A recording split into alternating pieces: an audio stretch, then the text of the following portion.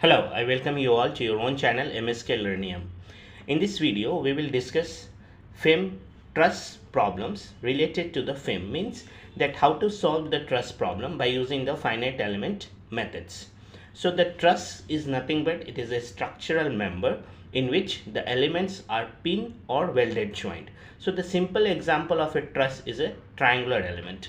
So like that, this is your truss member, right?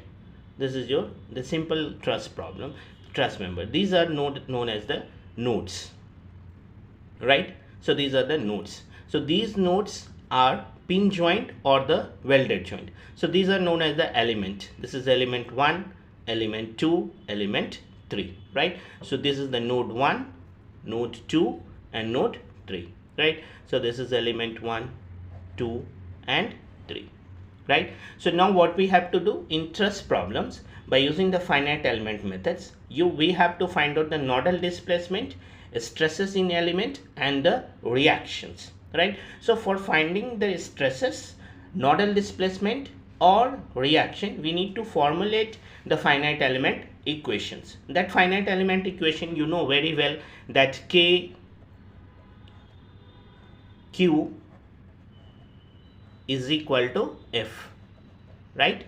So where K is what? K is the stiffness matrix, Q is the nodal displacement and F is the load vector. So here we will see the stiffness matrix for the truss problem. We have to find out the load and then formulate that equation. So first of all, for finding the stiffness matrix, there is an empirical relation in truss problems. So let's say first of all we'll take any one member and then we'll do the analysis. So here we'll go that imagine this is your XY plane, right?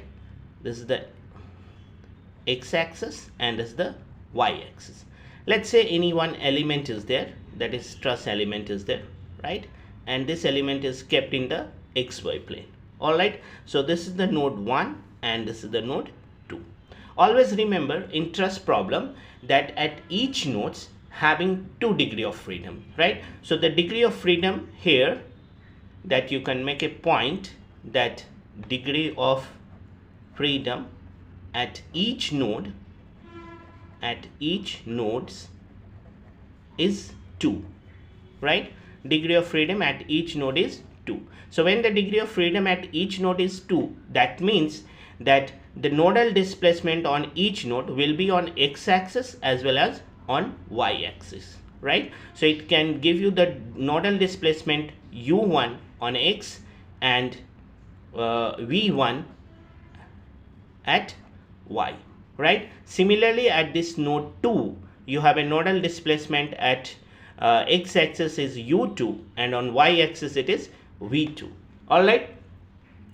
So it means that when we formulate the finite element equation and then when we have to find out the stiffness matrix, so for if the 3 nodes is there, right? So the size of the matrix will be 6. Why? Because each node is having 2 degree of freedom. So 3 nodes will have 6 degree of freedom, right? Now, so now first of all what we need to do that we have to find out the length of this element, right? So this is the element 1 we have taken, whose length we have to find. So for that we need to locate the position of this node x, node 1 from x-axis and from y-axis. So when I take this is x as a reference, so the location of this node 1 is y1, right? And when we take this y-axis as a reference, the location of a node 1 is from the y-axis is at a distance of x1. That is nothing but the x1 and y1 is the coordinate. All right. Similarly, when we have to locate the node 2 position from the x-axis, this is the y2, right? And when we have to locate the position of node 2 from y-axis, this position is nothing but the x2. That is x2, y2 is the coordinate at 2. As we have taken that at each node is having 2 degree of freedom. So at each nodes you have a 2 displacement on x-axis as well as on y-axis, that is u1 and v1.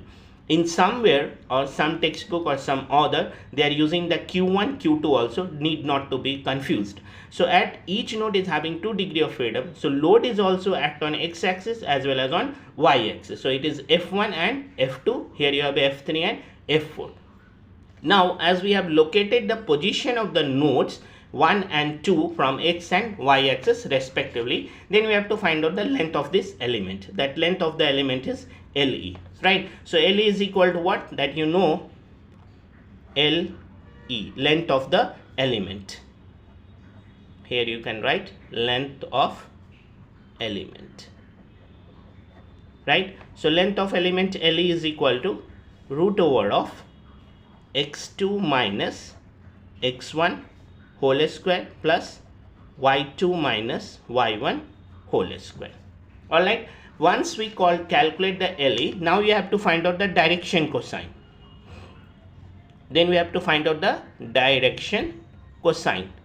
How to find the direction cosine? Direction cosine means cos theta and sin theta we have to find. So cos theta we need to find first, that is cos theta. In short we will denote this C or L, anything you can use, right? That is equal to x2 minus x1 by LE, right? Next direction cosine we have a sin theta, that is we can say sin theta is equal to S or M, that is y2 minus y1 by LE. Alright, now then we need to, as we have calculated the length of the element, we have calculated the direction cosine, sin and cos. Now we need to use the finite element stiffness matrix, right? So here we go.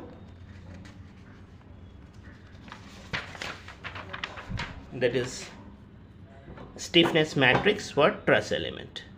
Stiffness matrix for truss, right? So K is equal to A E by L. In matrix we have a L square LM. So as for this element, as we have taken only for one element we are writing right now. So this element is having 2 nodes. So each node is having 2 degree of freedom, x, y, x, y. So that size of the matrix for this element is a 4:4, right? So now we can say L square LM minus L square minus LM, right? Next we have a LM M square minus LM, right?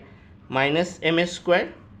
Then now these 2 row we have completed. Now this value will come to here, that is minus L square minus LM, right? And this L square will come here, and this is the LM, right? And these 2 value will come here, that is minus LM, right?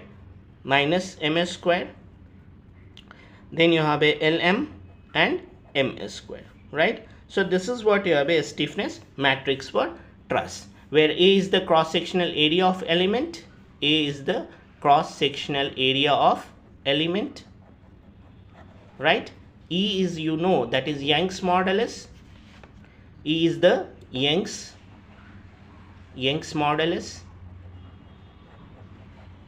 This is LE you can write, otherwise you will get confused, that LE is the element, length of the element, right? Length of element. Then you have to formulate the finite element equation, that formulation of FEM, finite element methods. So that is K Q is equal to F, right? And by elimination approach you can solve the problem. At which node you have a fixed, that row and column will be eliminated, right? Means nodal displacement, if it is 0, that particular row and column will be eliminated. Then we have to find out the stresses in truss element, that stress in truss member, right? So stress in truss member is equal to sigma is equal to E by Young's modulus by length of element, right?